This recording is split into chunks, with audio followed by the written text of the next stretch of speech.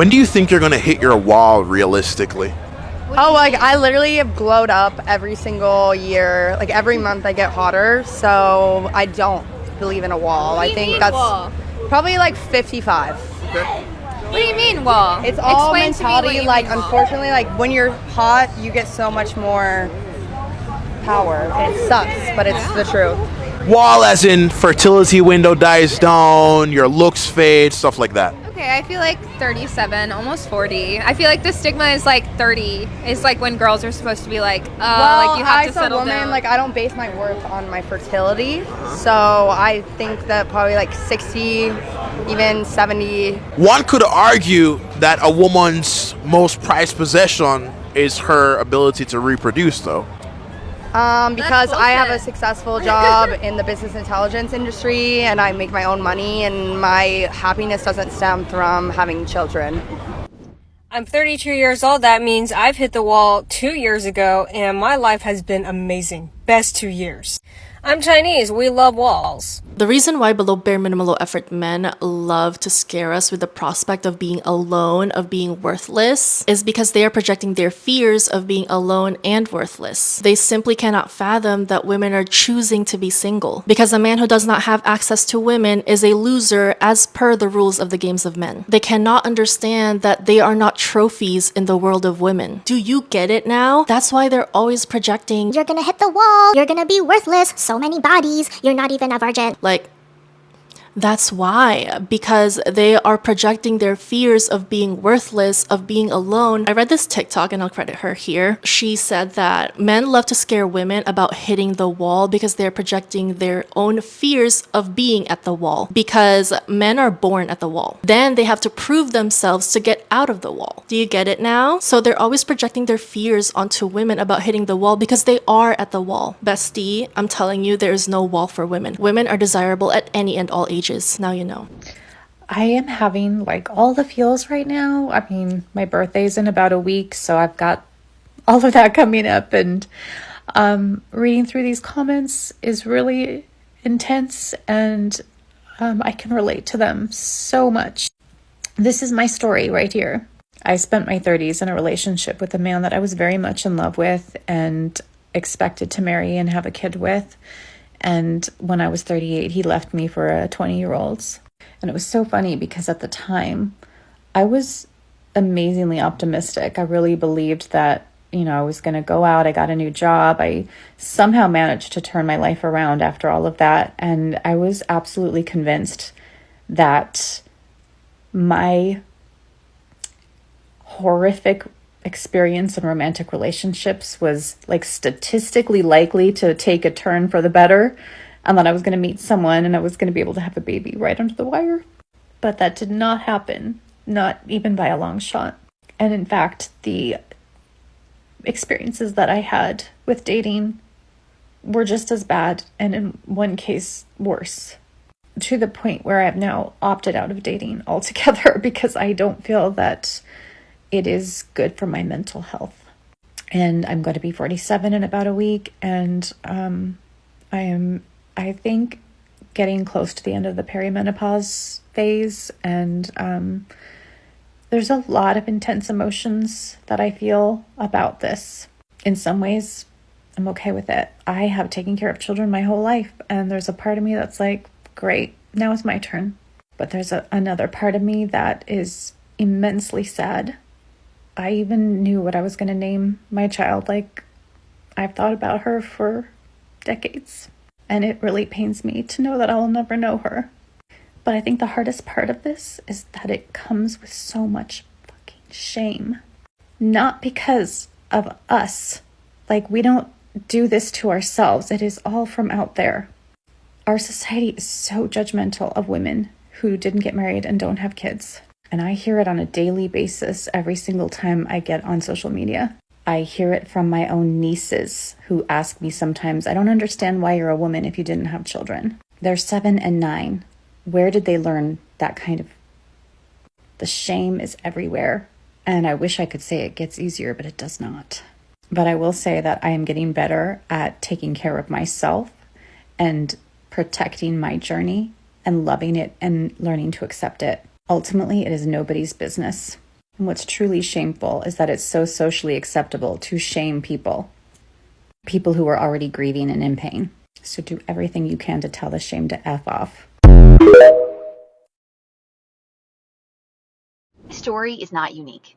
I left a marriage after 15 years. I had 3 kids with the man. I had built a life with him, and I really wanted it to work. Deciding when it was time to leave, deciding that I had tried hard enough, deciding that yes, it was worth to take the risk of the unknown for leaving the known, which I had become very accustomed to over the last 15 years. And even though I was miserable, there was some security to it. There was a little bit of, at least I was comfortable in knowing what to expect. As the years would roll by, and every birthday I got the same card that said, next year will be better, I, somewhere deep inside, thought to myself, there's no way, and the only way that my life is going to change is if I leave. But I had 3 kids, and I was also thinking, wait, if my happiness means that I'm taking away the kids' happiness, and all of the guilt that came into play of, am I being so selfish that I want to leave this, and is it bad enough? But here's the kicker. The kicker is that if you are in a place where you are absolutely miserable, you're being treated horribly, or whatever your circumstances are, but you know in your heart that the only way to change your life is to leave, let me tell you that you will carry guilt with you, that it will be extremely difficult. And when you are looking for people who you're like, okay, well, she left and look how her life turned out, and you're looking for examples, and your mind is researching for the evidence that you're going to be okay, I'm going to tell you that no matter what it is that's the unknown that's on the other side, if you are in a situation right now where years are passing by and you are still miserable in a relationship and you're not being taken care of and you're not being seen and you're not being heard and you're just being alone in a marriage, the unknown is terrifying, but there's nothing more terrifying than looking back and seeing all the years that you wasted living in fear. I just don't know what I'm doing, and I know I'm only 28, but 28 just feels like I should have my shit together, and I don't have my shit together. I don't have anywhere to live. I literally have been scammed by Airbnbs. What? I just don't feel like I'm cut out. Fuck. Oh my god, I'm ugly crying. I'm sorry. I just don't feel like I'm cut out for this life, and it really fucking sucks. I felt this way for a long time. When I lived back home, I was so depressed. I was in a relationship that was so toxic, and I just wanted to feel like someone loved me. Oh my god, we're going into it. Okay. All right. I just wanted someone to feel like they loved me and wanted to be with me for me, and that was never the case. And I ran away to Vegas. Well, not ran away, but like ran away to Vegas. Just like a woman. I had no family or friends in Vegas. Oh my god, I'm crying again. I had no friends or family in Vegas, and I was just by myself. Literally thought my life was over. I didn't think I would be alive. What? But then I got my dog during quarantine, and I love him more than anything in this world, and I have to be here for him. When I left Vegas, I thought, okay, great, here's a new start. I left Vegas, I went back home. I don't really have anybody else, and I really do only have myself, but it's nice to be able to like talk to somebody every now and then, because I'm now in LA by myself, you know? And oh my god, I'm fucking crying. I'm in the car and people can see me because I'm in a fucking fishbowl. But so I moved in with my sister. We had a really bad falling out. I ended up getting my own apartment in downtown Portland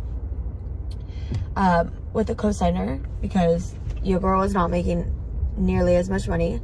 But then I got a job, which is the job I have now, and I was making such good money, you guys, like, and not such good money, but money to be able to afford my rent, my bills. I could eat at a grocery, like I could go grocery shopping and eat at home, like, and then I was like, oh my god, I'm making such good money, let's move to LA. And that's the worst thing I could have fucking done, because now I'm lonely. I don't have a place to stay because I couldn't afford my apartment. as you all know, I'm trying to rebuild my credit. So, and out here, the rental market is so tough. You have to have like a perfect fucking credit score. Like, you can't have any dings in it. So I'm doing what I can to rebuild that, as you guys know, but it's been really hard, and it's been a few months, and I've made a little bit of progress, but not as much as I need to and as I want to. I was gonna go to Dunkin' and I drove the wrong way. Guess we'll go to Coffee Bean, sorry. Oh my god. And now I'm struggling more than ever. I think more than when I lived in Vegas. Even though I'm making more money out here doesn't go very far. So I don't have any options, and I don't have anywhere to go, and I don't have anybody to turn to. There's nobody that I can like be 100% honest with in my personal life, that I can just open up to and tell them what's going on, because everyone thinks I have this perfect life and I'm this strong person, because I've always been the friend that everybody leaned on. But where's everybody when I need them, you know? So I don't know. I just feel very stagnant in life, and I don't know what I'm doing, and I'm so lost, and I just feel like alone and stressed, and I don't want my depression to come back, so I'm trying to like go on these little trips every time I have like the free time to do so, but I don't know. Nothing's working.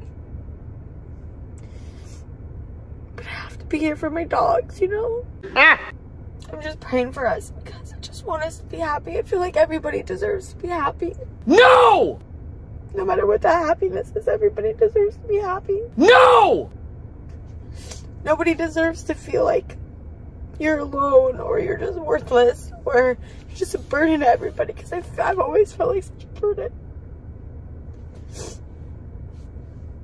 I don't know.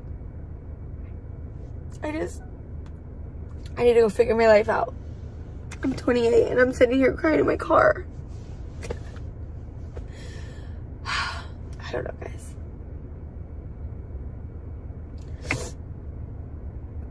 I just pray we all get through whatever the demons we're dealing with and battling in the hard times, because we all deserve to be happy. No!